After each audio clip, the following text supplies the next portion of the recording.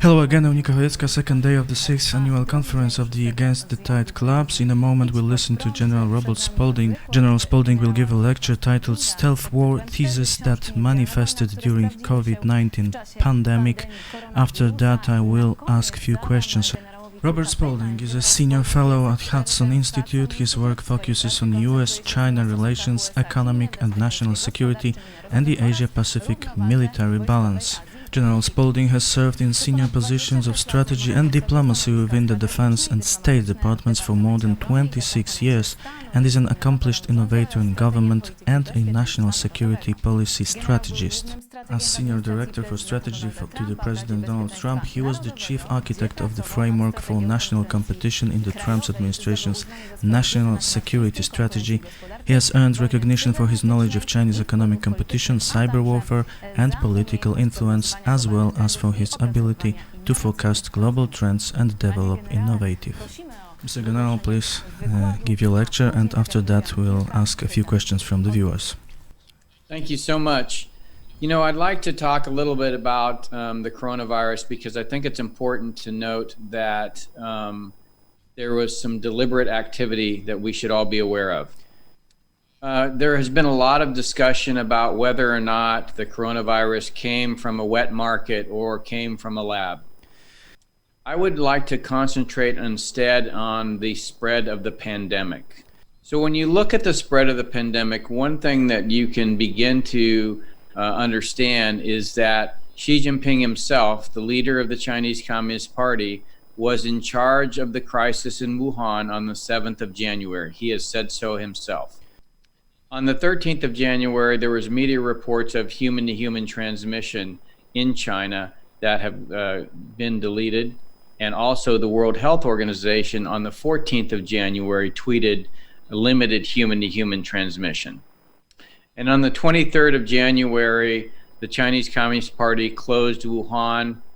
Prior to that, they said that 5 million people traveled from Wuhan, many on international flights. Of course, international or domestic flights were not allowed. On the 23rd of January, the World Health Organization met in Geneva and talked about human-to-human transmission, but did not announce a global pandemic until the 30th of January. At the same time, all of these people that were traveling internationally to Europe from Wuhan, the Chinese Communist Party was in the process of hoarding equipment and masks for dealing with the coronavirus all over the world. So when you look at all the facts, Xi Jinping, the leader of the Communist Party, was in charge. He allowed for the travel of people from Wuhan into Europe, but not into China. He locked down all equipment and masks, not just in China, but through proxies in other countries. You can see that the spread of the pandemic was deliberately orchestrated by the Chinese Communist Party. So now let's look at how a democracy handles a pandemic. In December, Taiwan sent researchers to Wuhan to investigate the infectious outbreak. They came back to Taiwan and announced that the Chinese Communist Party had been hiding information from them, and they suspected in December that there was human-to-human transmission in Wuhan. On the 31st of December, Taiwan sent a letter to the World Health Organization warning them about human-to-human transmission. On the 1st of January, Taiwanese authorities began boarding flights from Wuhan to check passengers for infection. They quickly thereafter began checking people at the borders, at all borders, for signs of the infection, and announced to their population that there was the threat of a new SARS-like coronavirus and that they should take measures like wearing masks and social distancing. As the pandemic spread, we began to see from China and the Chinese Communist Party text messages and social media posts meant to scare Americans into believing that the federal government was going to declare martial law. This is a type of behavior we had only previously seen from the Russians. So the Chinese Communist Party has begun to have influence campaigns very much like Russia now. I will briefly touch on the origin of the virus, although I don't think it really matters at this point. The Chinese Communist Party stated it came from a wet market in Wuhan. They have offered no evidence.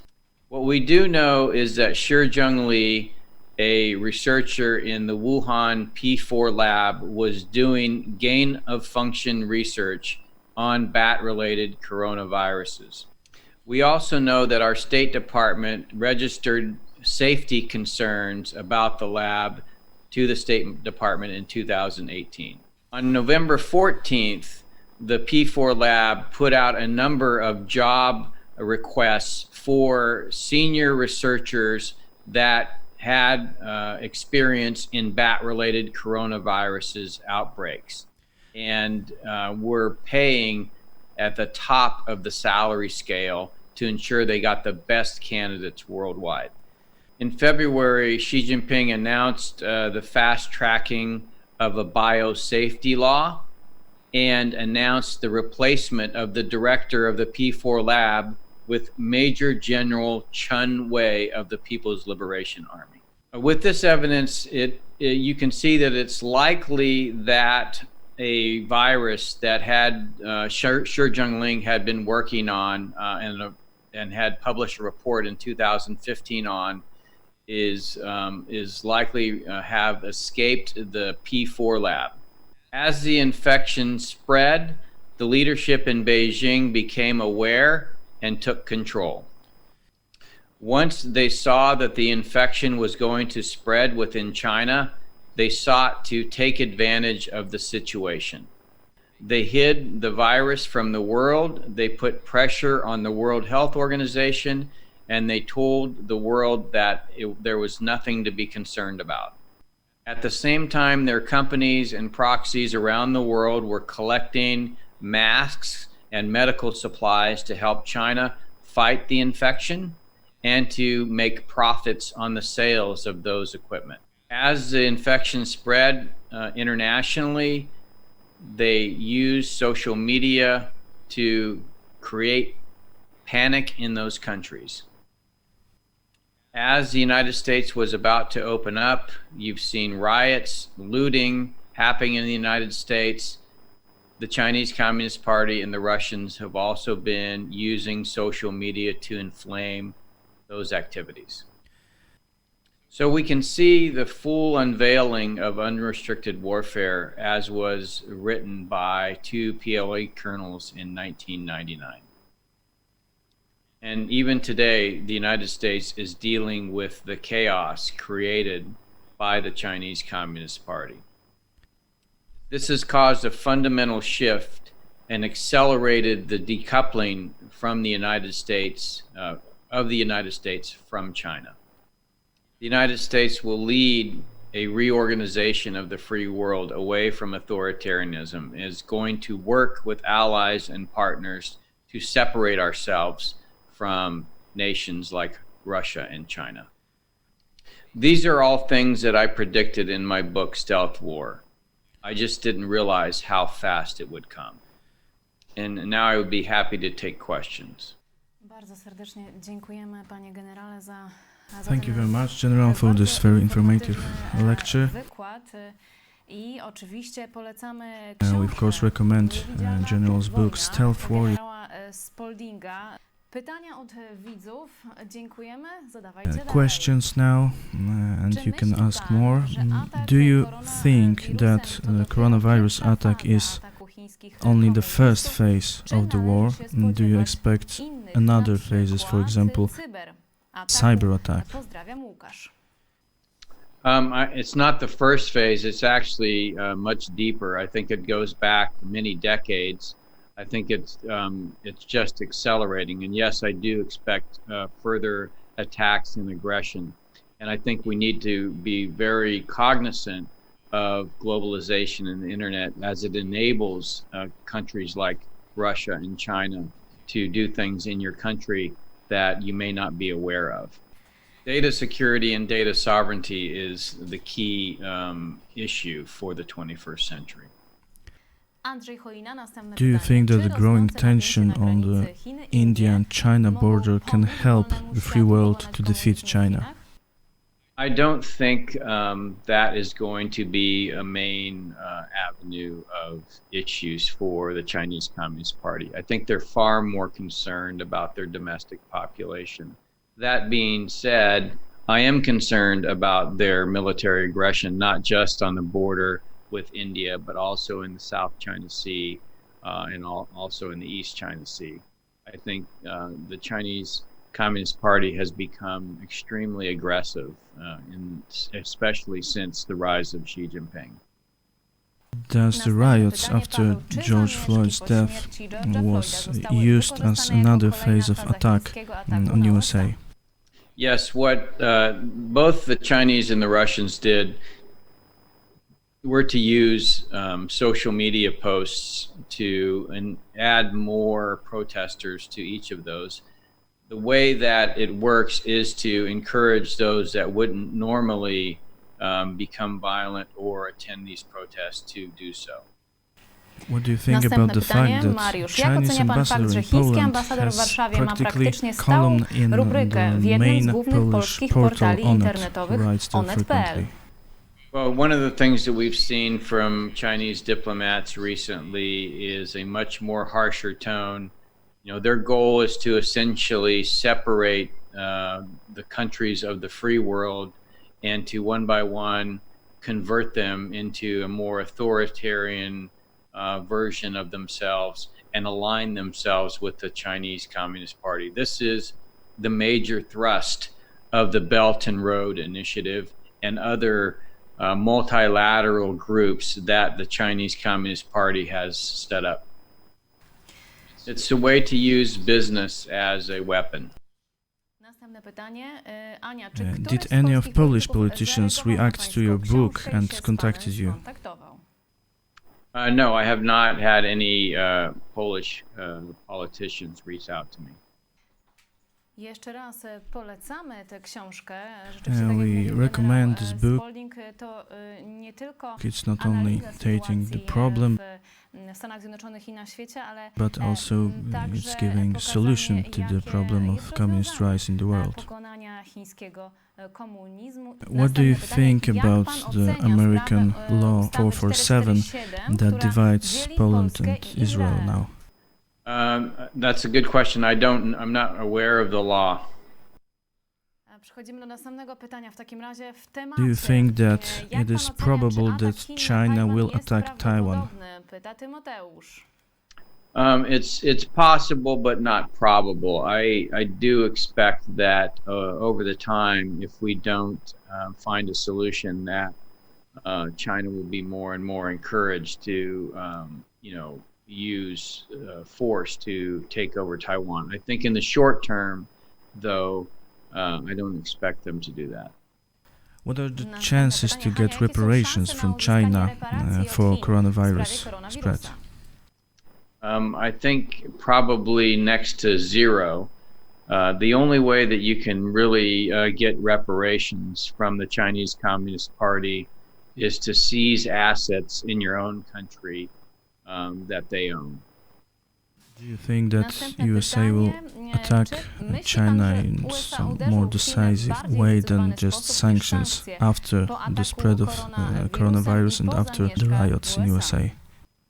So I think our goal is to restrict access for China to Western capital markets, to equities, to bonds, to increase the tariffs on all Chinese products, to close off their access to innovation, technology, capital, and talent.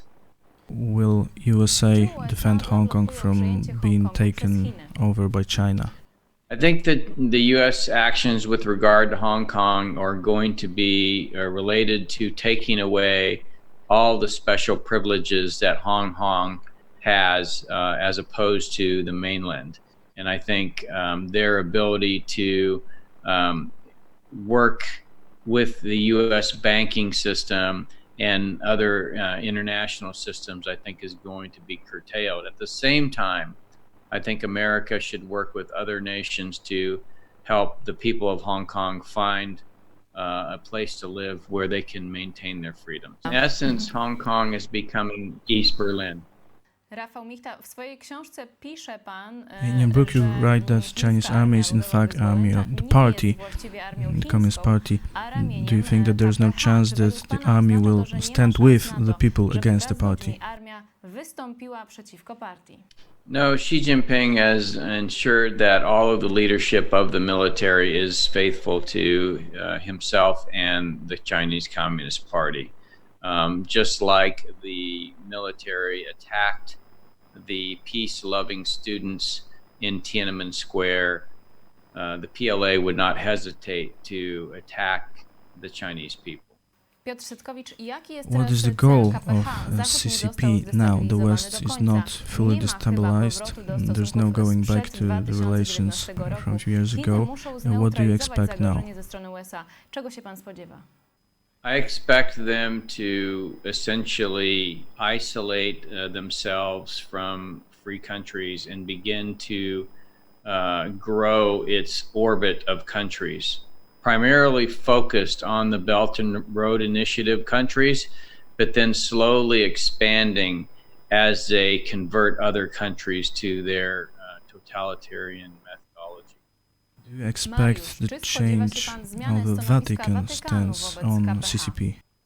You know, that's one of the most confusing things for me. I think of John Paul II and the role he played in liberating many of the people of the Cold War and the Soviet Union.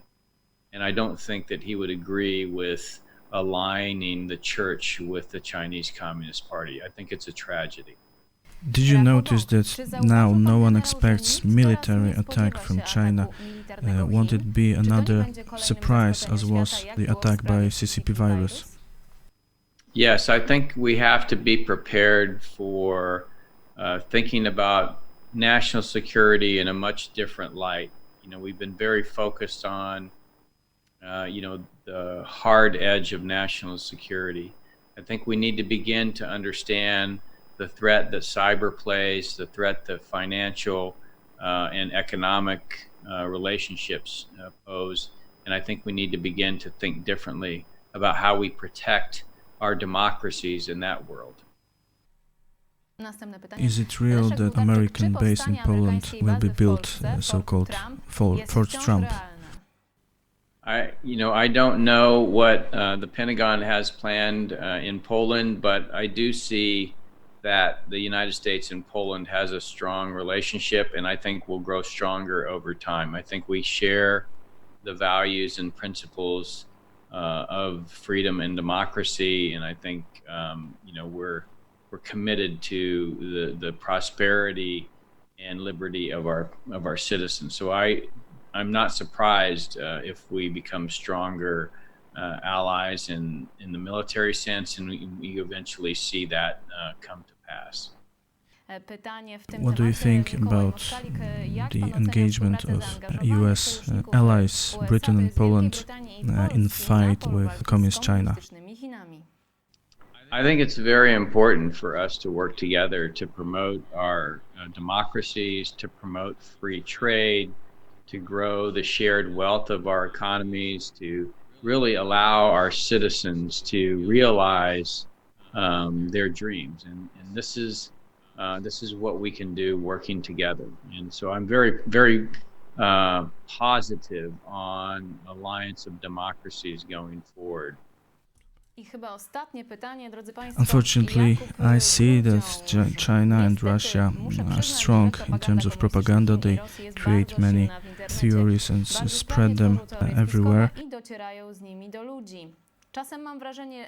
Do the USA have an idea how to stop it? Because now we only defend by free speech, which doesn't work.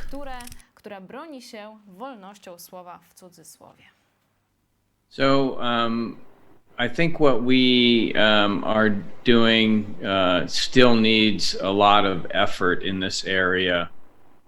Taiwan is probably most focused on Chinese Communist Party propaganda. They have set up NGOs to deal with it. The government's reacting to it.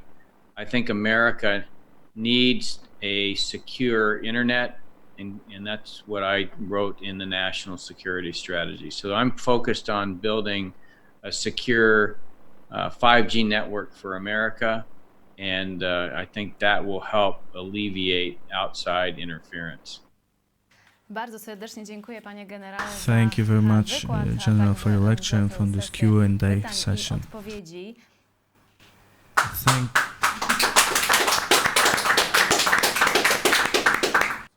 Thank you also for your great book and for your work at Hudson Institute. I mam Thank nadzieję, you so much. Thank you for having me. Dziękuję Mam bardzo. nadzieję, And że, we hope that next time we will razem, meet in spotkamy person się już on tak the naprawdę na 7th żywo na 7. against the Tide zjeździe Club Klubu Congress. Telewizji Idź Pod Prąd w Polsce. Me too.